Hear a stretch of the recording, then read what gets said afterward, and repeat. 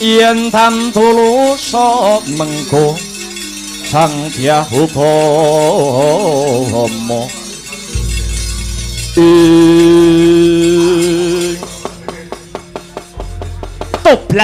toblas aku rumangsa bombong aku rumangsa marem bareng keprungu ceritamu saya bareng krungu kabare si Kakrasana mula kang mangkono ki Pruhanira besok sak surute Koko Prabu ing Mandura Koko Prabu Basudewa ingkang bakal sinengkakake aluhur dadi pengayom ana Praja Mandura ora ana liya kejaba si Kakrasana mula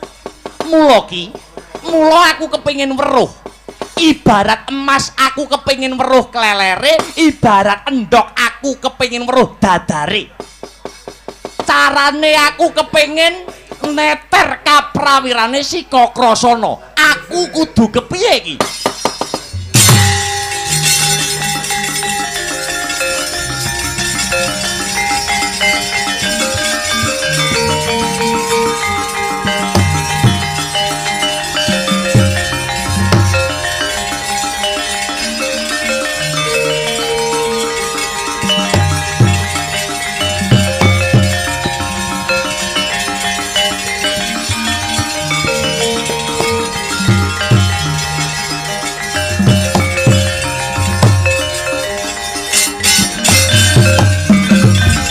Agyatare sangga pirang urinangkul ginempit kempit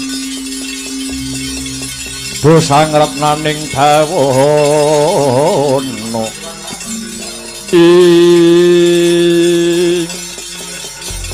nuwun sewu menapa mboten lepat anggenipun kula mirengaken mbok menawi paduka badhe dadar dateng kasantosaning anak kula pun Kakrasana Ki Demang Sagopa ibarat gunung bakal tak unggahi segara bakal ndak jajaki ya kanthi cara mangkono aku bisa ngukur marang kasantosaning lair kang sarta batin si Kakrasana merga calone bakal didadekake ratu ana negara Mandura yen mekaten Sagopa namung badhe tut uri watonipun nyuwun sewu paduka saged gawe geger paduka saged gawe gendra mapan wonten ing widara kandhang mriki saya ngerti yen Kakrasana menika bapake diajar utawa dipulasara dening tiyang sanes Bonto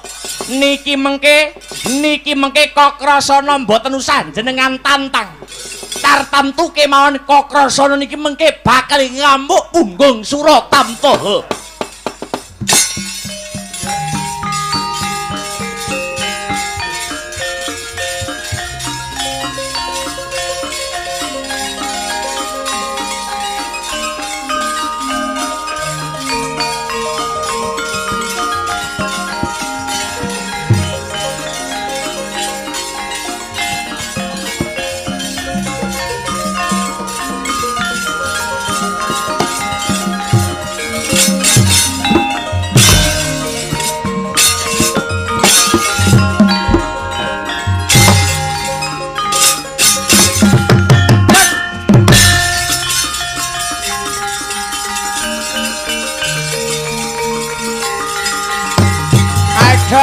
mati aku wah wah wah wah wah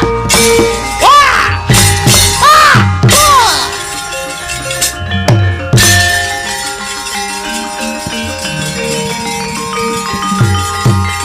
aduh Kakrasanaku tulung aja bapakmu dipulasara nang ayo sambato aduh Kakrasana tulung aja wah wah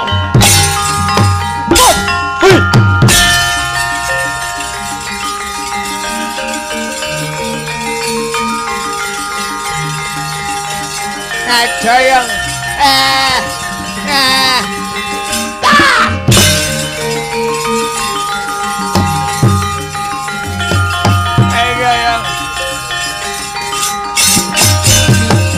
aduh Kakrasana Aku tulung ana bapakmu diajar wani. Bapakmu dipolo ganteng. Ayo sambato kowe. Yang satelek. Wong gerang ora kena ginawe becik, wong gerang wong tuwa ora kena dieman. Ing atase kowe wong desa, wong gedibal 17. Ewadene ora gelem masuk bulu bekti. Ora gelem masuk pajek marang negara. Ayo. Ing dina iki, ing Ripalungguhan iki tangane Harya Prabu kang bakal nguntapke nyawane Sagopa. Aduh mati aku.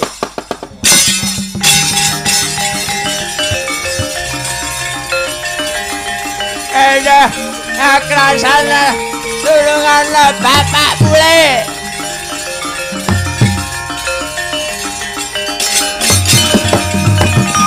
Kowe ladalah biang satelek. Akrasana anakku lanang kowe.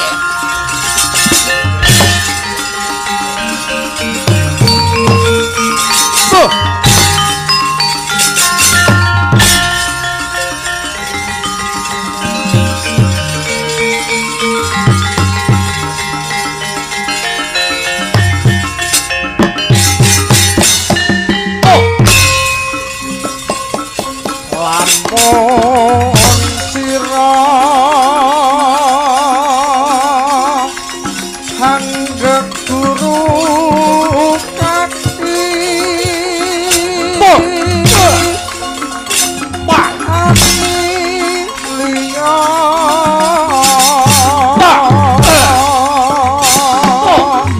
manungsa kang nyata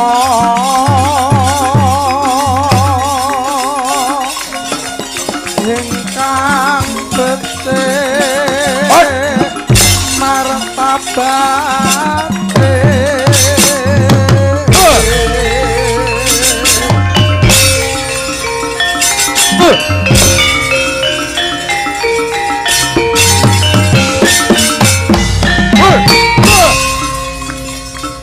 sarta kang ruhe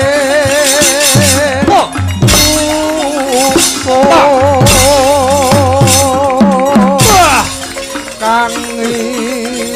bakal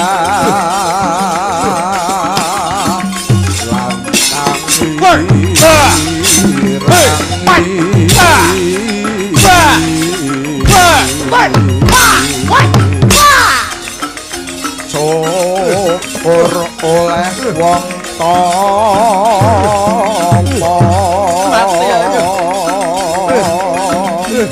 ingkang bosta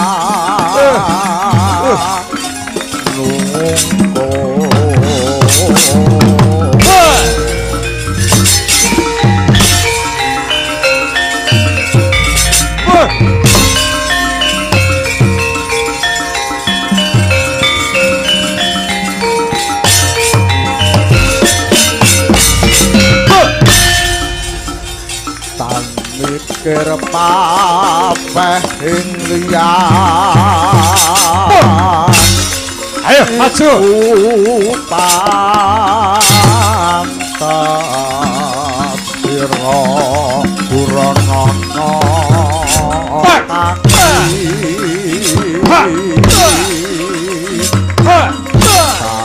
saratane sapru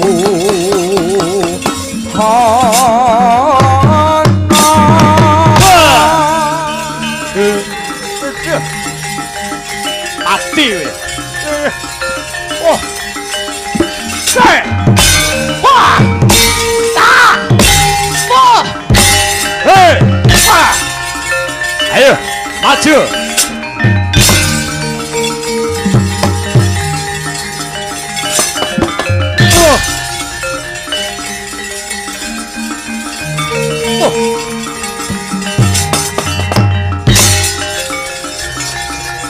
wis, kakrasana wis.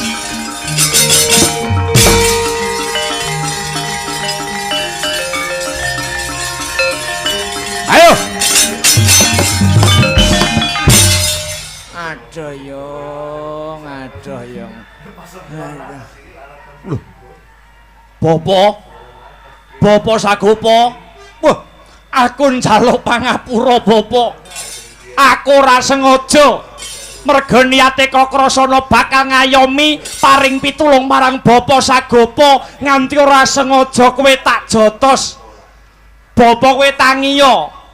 Bapa, kowe aja mati dhisik, kowe aja ndhisiki anakmu Kakrasana.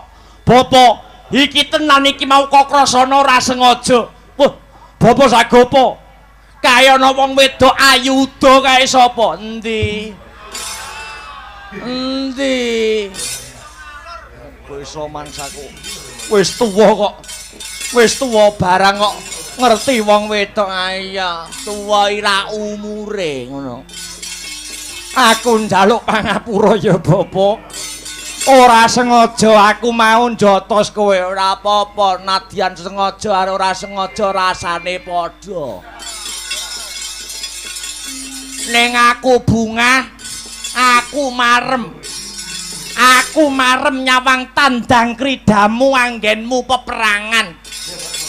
Ning tak jaluk kasektenmu sing gegiris iki kudu dilambari nganggo rasa kawicaksanan ya Kakrasana. Supaya tindak tandukmu ora kesusu grusa-grusu. Temahane kleru. Keseluruh dalan kang kleru. Karepe Bapa Sagopa kepiye? Ngosik iki mau sing ndok ajar sapa? Jarene penggede saka Mandura jenenge Raden Arya Prabu. Lah ya Arya Prabu ki sapa? Arya Prabu ki kadang anome Ratu Mandura Prabu Basudewa. Iki mengko mesti glandang carang tekan pucuk, kriwikan dadi grojokan, gojekan dadi tangisan. Rawe-rawe bakal tak rantas, malang-malang bakal tak putung Bapa. Menengo sik lambemu nek dikandhani wong tuwek. Lah iki mengko Arya Prabu laporan. Sedulur tuwane ya kuwi Prabu Basudewa. Wekasan Prabu Basudewa perintah prajurit Mandura sing cacahe won kon ngepung Widara Kandang. Jal iki mengko nasibmu piye Kakrasana?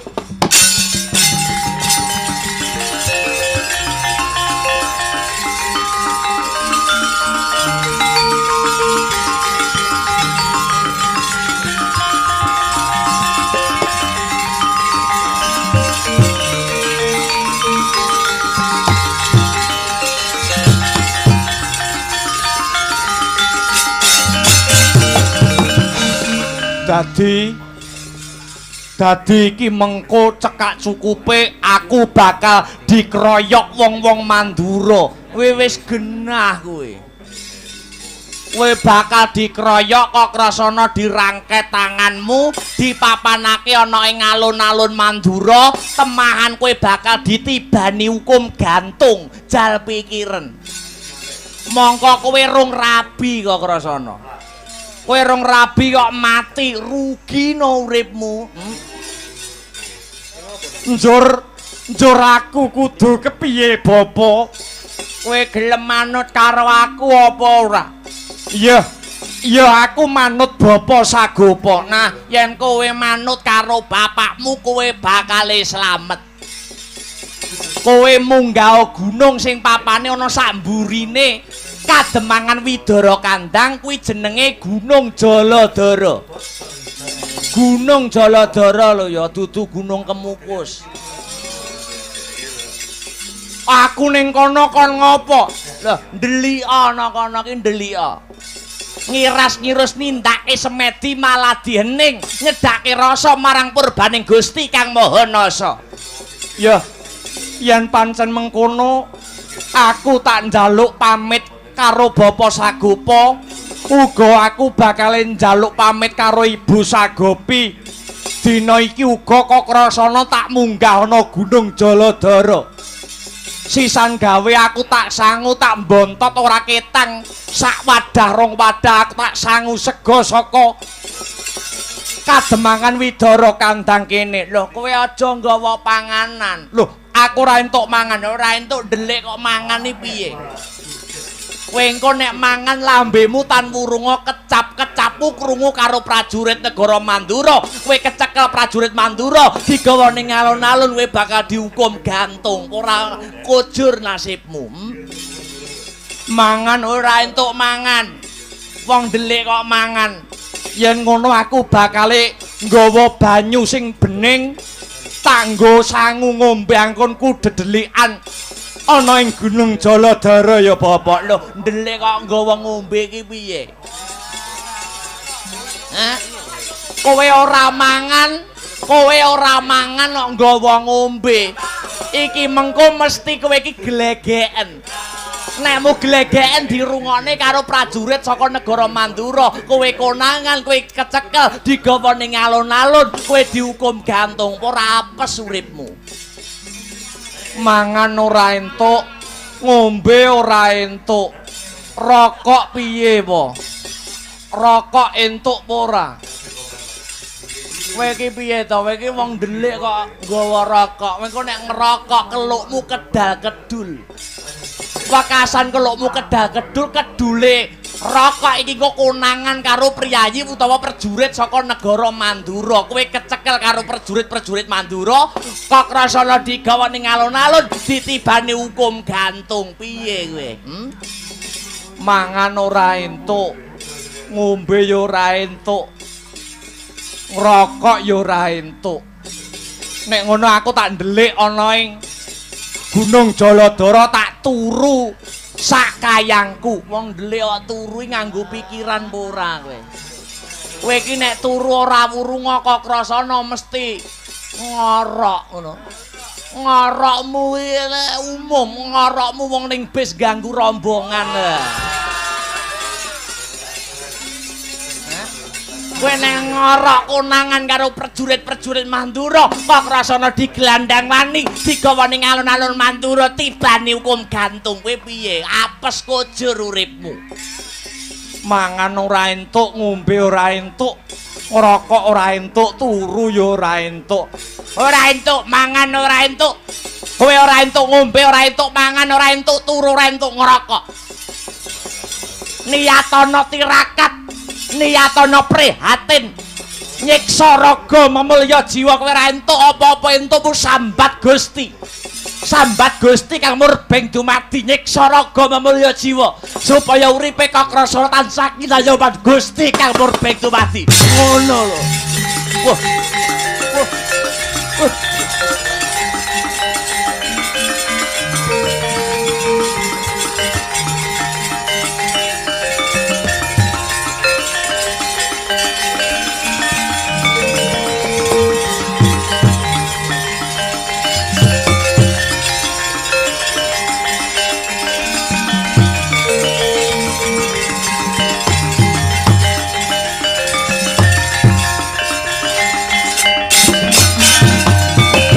Haritaning satriya linuwih kang marbi mring kaupaman tan pegat mring pangestine. Iya apa ya? Yen ngono aku njaluk pamit. Kok rasana bakal munggalna ing Gunung Jaladara. Muga-muga donga pangestune Bapa Sagopa bisa nyembuh marang kasantosan lahir lan batine anakmu Kakrasana. Pangestuku gumraja kaya banyu seduda. Muga-muga Kakrasana sembada kang jinangka rahayu kang tinemu Basuki kang kaesti. Lan tansah arum-arum sing dadi lakumu Kakrasana.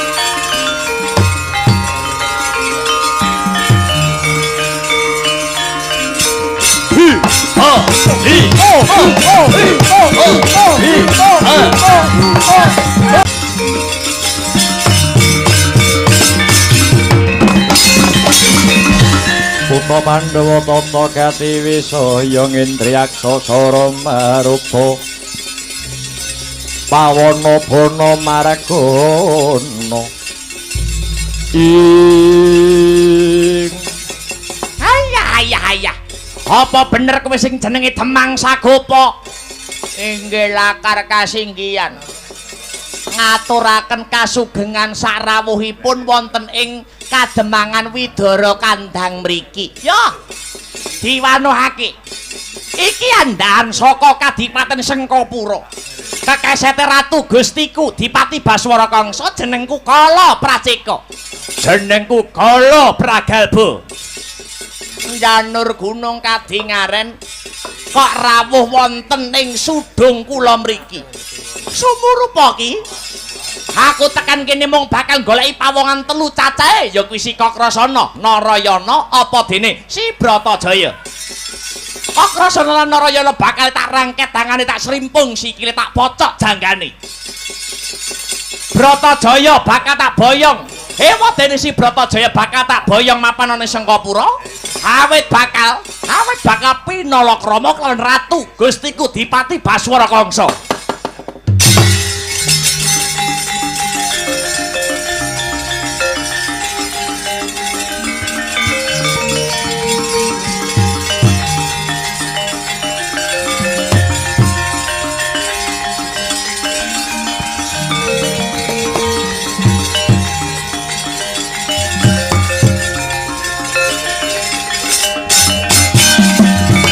Ya jagat Dewa Bathara, ya jagat Pangestungkara nyuwun pangapunten. Kula mboten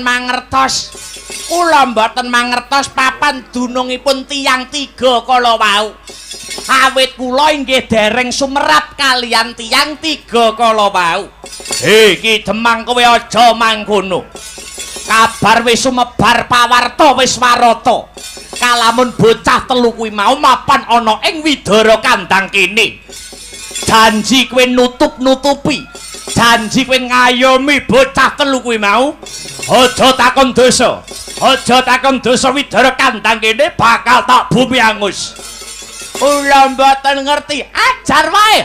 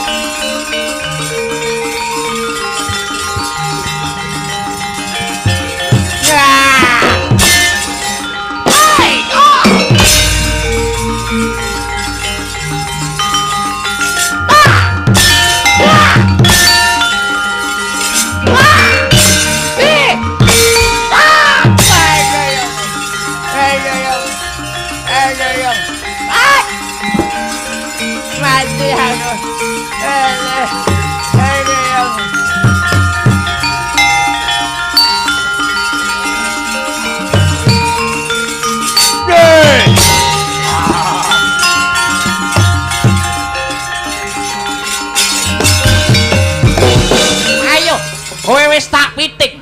Bangga kowe. Tuduhno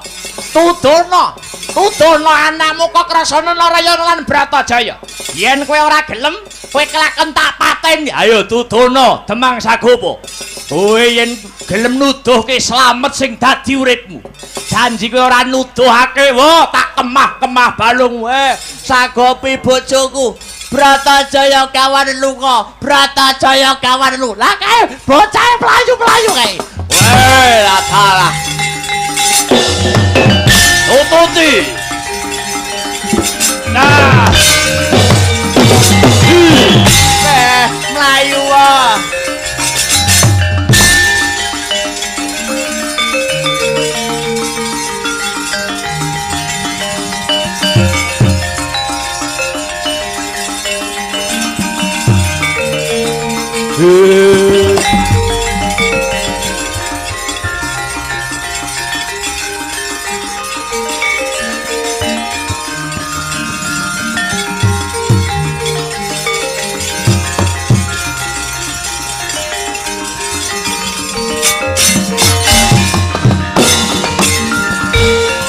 Ayo Bratajaya, sing cepet oleh mlayu, sing rikat anggonmu mlayu dioyak-oyak.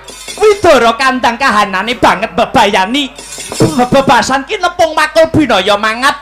Buta-buta andane Kangsa Dewa wis tumuju tekan ning widara kandang. Ayo mlayu Bratajaya. Yen Nyi Sagopi arep mlayu ya mlayu wae. Aku tak mapan ana ing kene, aku tak katrem ana ing widara kandang kene wae. Tobat. Kowe kok mbantah karo wong tuwa? Kowe yen dikruyuk karo buta-buta kae piye? Wis kinodrating jagat pinesti ing widi pinurba ing dewa. Sak sekti-sektine manungsa apa meneh sak sekti-sektine wong lanang kuwi nek musuh karo wong wedok kuwi mesti kalah. Wis to ngaku dalang kondang. Ngaku ganteng dalang kondang enom laris. Yen diencepi wong wedok sing disenengi wis goblok dadak. Kowe aja ngamuk-ngamuk gambar. Wis Nyi Sagopi ora sandadak karo den gawe buta loro kae tak temonane.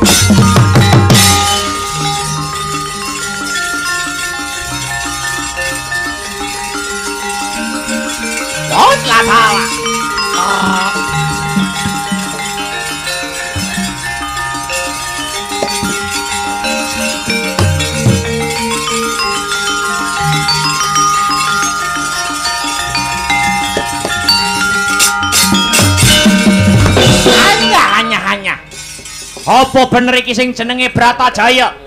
Sing pinter gawe rengu penggali ratu Gustiku Dipati Baswara Kangsa. Iya pancen bener. Sopo jenengmu Buta Cakil? Jenengku Ditya Kala Praceka. Manuta kowe ndak boyong mapan ana Sengkapura krana kowe bakal kagarwa dening ratu Gustiku Dipati Baswara Kangsa. Matek ajiku jaran goyang.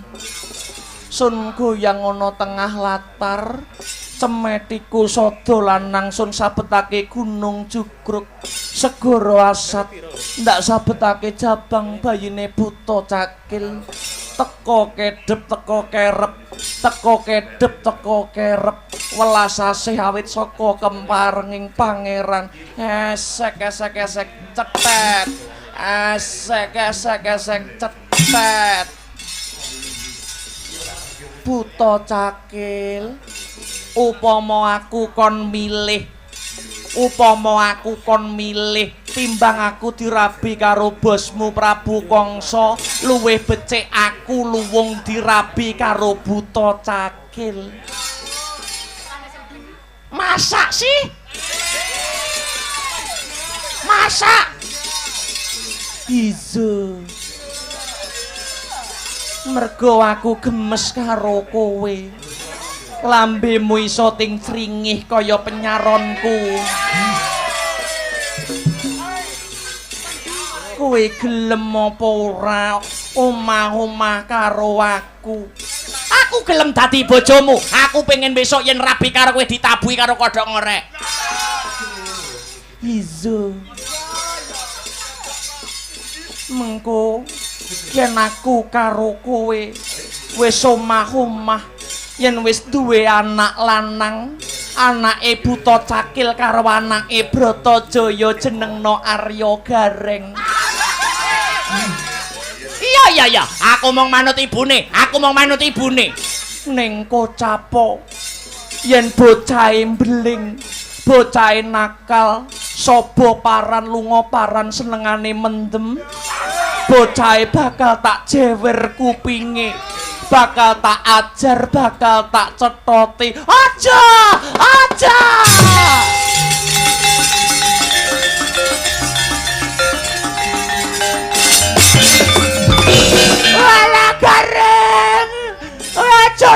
ayo nang. Kowe nggo dicethoti karo ibumu leren ana nggonmu mendem. Gareng. Wis yo nang aja nakal. Aja nakal yo, gareng.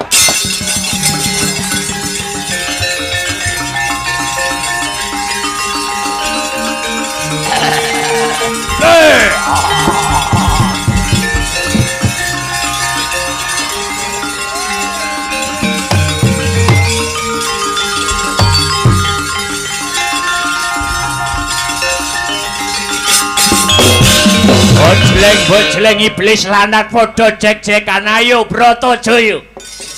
Manuta karo Ditya Kala Bragalbu. Kowe bakal tak pondhong kinarya jatuh kramane ratu Gustiku Dipati Baswara Kangsa. Mata kajiku jaran goyang. Sun goyang ana tengah latar cemetiku sada lanang.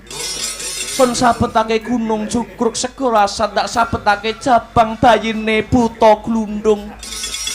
Teko kedhep teko kerep, teko kedhep teko kerep.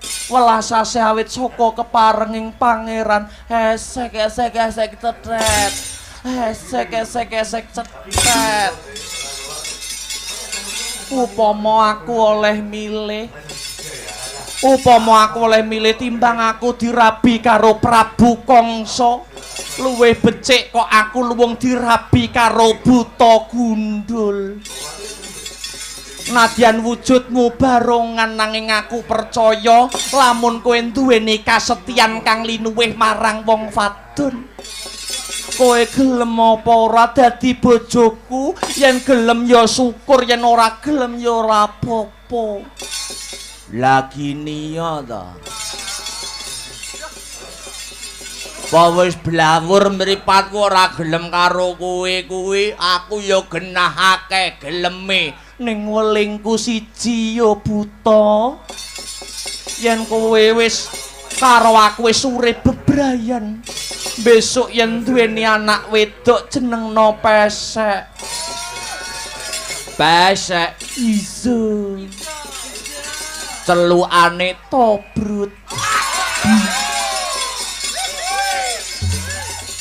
Yen nganti besok gedhe Pesek bocah nakal, anak kuwi mau bakal tak pecuti, bakal tak ajar. Aja.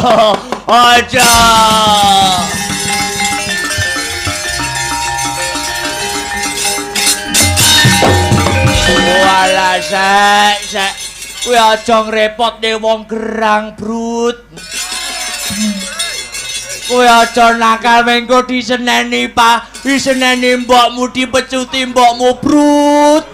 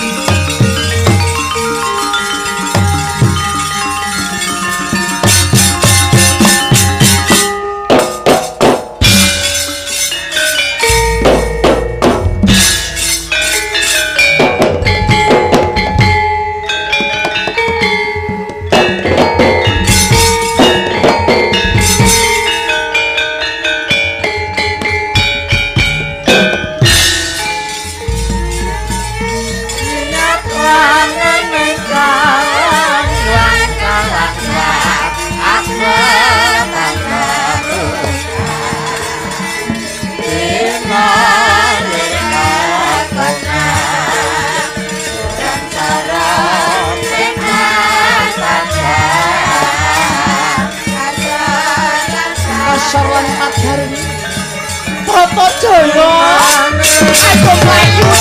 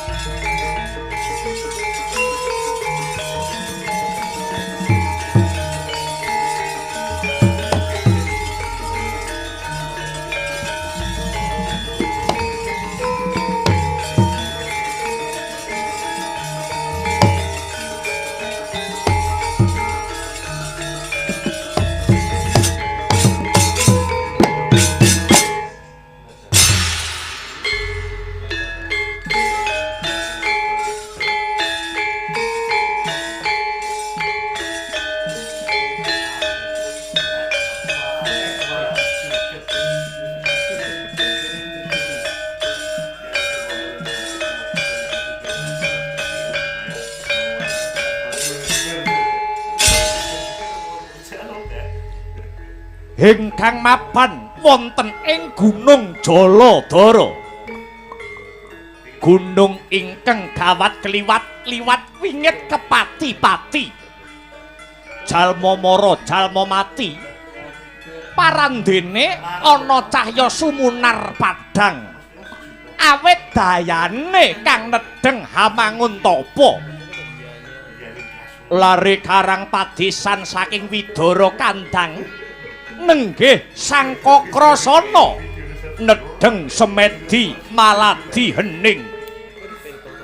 Nutupi babahan hawa sanga mandeng pucuking grana anut marang giwaning kekayun-kayung-yun hangayati ayaning parutama kaya mati jroning urip sajroning tumeka pati liyep layaping aluyut pindha pecating supena sumusuping rasa jati jati-jatine Risang Kakrasana nggandhengke rasa kelawan Gusti ingkang Maha Nasa indriya nyuwun kanugrahan kadewatan kinarya piyandeling diri. Nalika semono pecah sepining swasana ana wujuding taksaka tegese ula sak bongkoting ngetal gedene ingkang sarta wujuding Garuda sato kekalih Gya Ngara-Goda marang ingkang nedheng Hamanguntapa.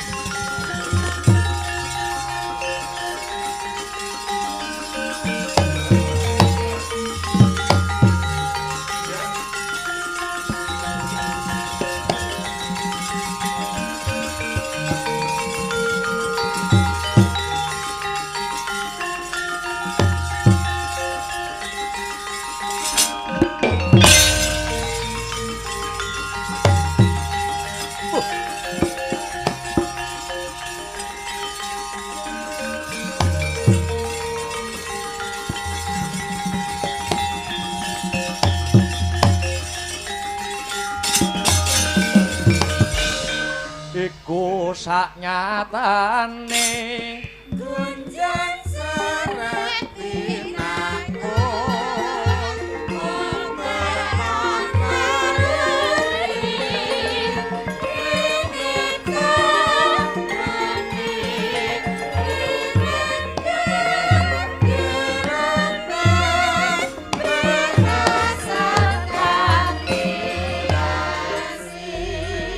Om awik nam sekaring bawana langgeng titah ulun ngger Kakrasana hayuwa kaget ati kita ulun kang mrepeki jeneng kita kang nedeng Yoga Brata ana madyaning alas Krendayana utawa kang mapan ana ing Gunung Jaladara ulun Sang Hyang Brahma ya Bathara Brahma saka kahyangan swarga dahana waduh ulun keparenga kula ngaturaken sembah pangabekti mugi kunjuk sahandap pepada paduka pupulun Bathara Brahma.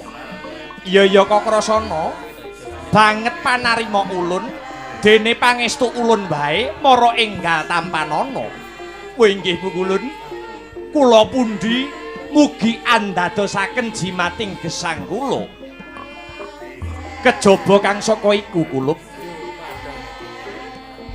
jeneng kita hayo mundur ing geguntur datan mendho ing bebaya bisa mungkasi karya wujute taksaka ingkang gedene sak bangkoting ngetal lan wujuding Garuda ingkang ngora-godha marang jeneng kita satemah kita bisa nyingkirake babar wujude pusaka cacah ana loro kawruhanana Kakrasana kalamunta pusaka cacah loro kuwi sinebut Kyai Nenggala kang sarta Kyai Lugoro. Pusaka loro kuwi mau den ajab. Pusaka loro kuwi mau den ajab bisa dadi piyandel.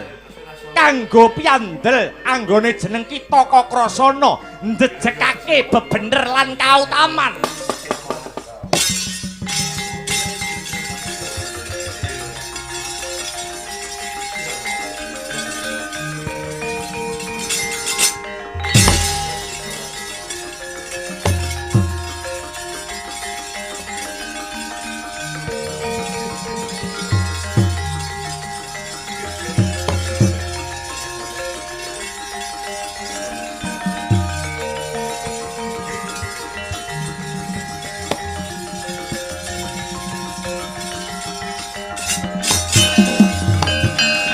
Sino karta mrehtar tamtu ning utama titi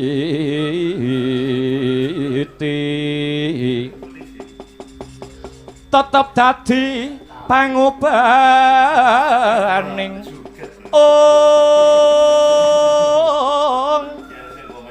wadya tentreming ati tamtu kena tinulado tiasilir wulan dadari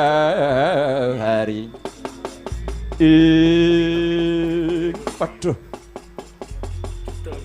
matur nuwun pukulun dene kula sampun pinercaya dening para dewa hanggaduh pusaka kalih ingkang pinastan Kyai Nenggala dalah Lugoro iya lan sumurupa ya kulup Kakrasana sajake dina sakmengko wis tumibaning mangsa kala kowe kudu mangerteni Purwa lan Duksina kawruhanana Kakrasana kalamunta jeneng kita kuwi dudu atmajane Demang Antyagapa ya Demang Sagapa ing Widara Kandhang lugune jeneng kita iku atmajane Nalendra Gong Binetara Prabu Basudewa nitipake jeneng kita Kakrasana marang Demang Sagapa nganti titi mangsa dewasa tanpa beda adimu Sinarayana klawan Si Bratajaya kuwi kabeh putrane ramamu Sang Prabu Basudewa Kakrasana wela dalah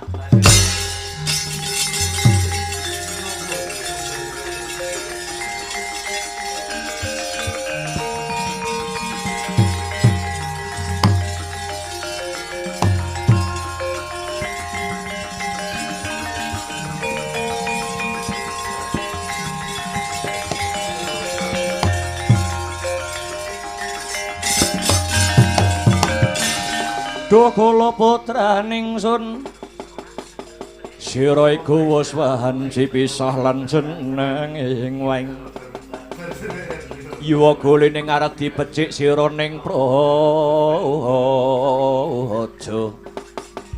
Nggih. Ngaturaken panuwun pukulun padhang tetrawangan raos sing manah kula dupi midhanget babaring sejarah ingkang paduka dawuhaken dumateng jasad kula pun Kakrasana. Mula dina samengko jeneng kita dadi tarunaning negara kudu ngatonake dadane. Dadi nom-noman ana sawijining negara aja nganti duweni pitakonan. Negara wis menehake apa marang kowe ning pitakone genti diwalik. Kowe wis labuh apa menyang negaramu? Nger Kakrasana. Ing ripalungguhan iki negara Mandura kaya dene ancik-ancik pucuking ri. Saka pakartine Dipati ing Sengkapura jejuluk Kangsadewa. Kangsadewa mau bakal ngrong-rong kawibawane Praja Mandura. Mula mumpung durung kebacut jeneng kita Kakrasana enggal baliya ana negara Mandura. Iki wanci kang prayoga kanggo jeneng kita Kakrasana ngetokke lelabuhanmu marang negara Mandura kang dadi bumi kelairanmu. Sendika dawuh Duh Pukulun Bathara Brahma. Kalilan kula nyuwun pamit saha tambahing pangestu Duh Pukulun ya. Pangestu Kumbanyu Mili. Muga-muga kanthi tandang kridane Kakrasana negara Mandura bisa enggal antuk pepadang ya Nger. Sinokarta mreta tandu tanduning utama dadi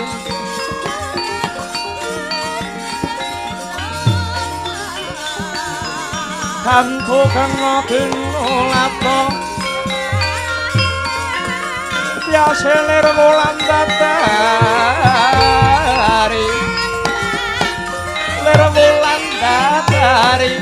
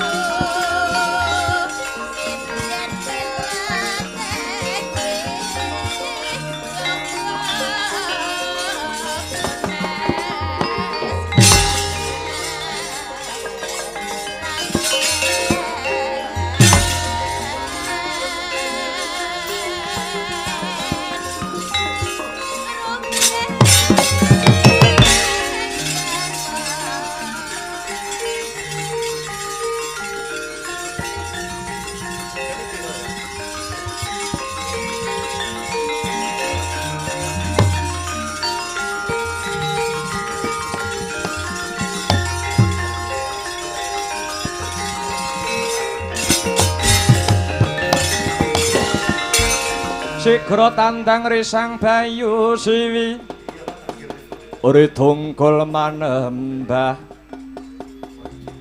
anglir baya kuntap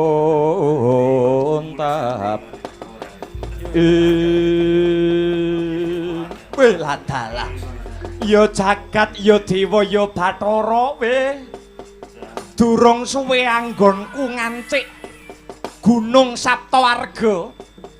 Lah kok iki dadi kepapak ana satriya gagah prakosa. Dasare ya gedhe dhuwur, crapang sing dadi brengose melang-melang kang dadi dadane sak tebok jembare biyuh pating grantong otot bebayune. Maradyage Sajarwa. Kowe kuwi sapa Kisana?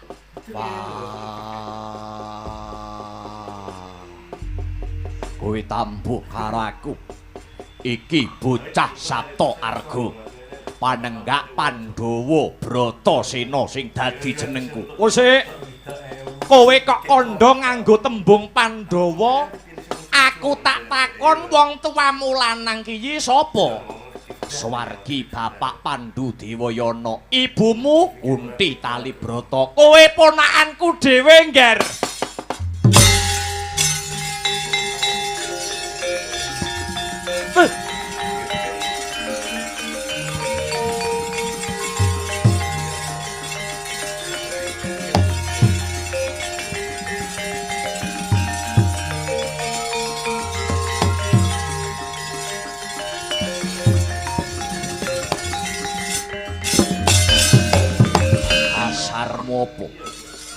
Dasarmu apa? Wewatonmu apa nganggep Bratasena ponakanmu? Ngene, Ngger, Bratasena sumurupa. Biyen Prabu Kunti Boja kuwi duweni putra cacahe ana 4. Ingkang pembarep yaiku Koko Prabu Basudewa, angka 2 ibumu Kunti Talibrata, angka 3 pamanmu Arya Prabu Rukmaya Bismaka, lan ingkang pungkasan utawa sing wragil bocah Lesanpura jenenge Ugrasena. Ya aku iki Bratasena. Iya. Lah banjur duwe sedya kang ngendi? Kowe munggah ana Gunung Saptawarga kene. Oh sik. Sak ngertiku wong tuamu kekarone iki priyayi sing nengenake babagan tata krama. Weruh ing Subasita lan ora ninggalake sing jenenge Yudanegara. Ning nyatane kok mudhun ana anake lanang, kenang apa kok ora bisa basa? Ora bisa tata basa sing prayoga. Bratasena, ketitik bareng kowe wis weruh dhewe, mbok menawa ta kowe kuwi ponakanku, ning kenang apa kowe kok ora bisa basa? Kowe isih ngoko nyang pamanmu aku Ugrasena. Karepmu piye, Bratasena? Wiwit cilik mula aku wis ora bisa basa marang sapa wae. Merga aku ora bisa basa yen kowe ora trima, arep nesu-nesuwa wani apa piye? Lho kok sik. Dadi pancen kowe ora iso basa. Siji basa, ping pindho sembah ndodhok Bratasena ya ora bisa. Oh iya. Iya to iya. Pancen lagak lagon lagiane menungsa kuwi dhewe-dhewe. Bener. Bratasena, piye? Kowe wani tak du perang? Wani pira kancamu? Lho. Musuhmu iki dudu aku, no? Piye to ki? Kowe dudu musuh karo aku, nanging kowe dadi jagoku. Makili kasepuhan saka negara Mandura kang bakal ditandingake kelawan jago Kanoman Sengkapura, ya kuwi Patih Suratrimantara. Kowe wani apa ora Bratasena? Aku ora tau duwe rasa wedi. Watone Bratasena isih lumaku ana dalaning kautaman lan bebener. Bakal tak kurbanake nyawaku nganti tetesing getihku kang pungkasan. Bagus. Kendel tenan kowe Bratasena. Pancen wis sak trepe yen kowe mbelani bumi Mandura. Merga ibumu Kunti Talibrata kae wutah getih saka Praja Mandura. Mula saka iku ora sandadak kesuwen. Ayo tak kanthi ana alun-alun Mandura. Belanono wong-wong negara Mandura jejekna kautaman lan bebener. Kanthi sirnaning angkara murka Ratu Sengkapura, Kangsadewa sak patihe Suratrimantara. Manut hayo tak gandeng tanganmu tengen tuju ning negara Mandura, Bratasena.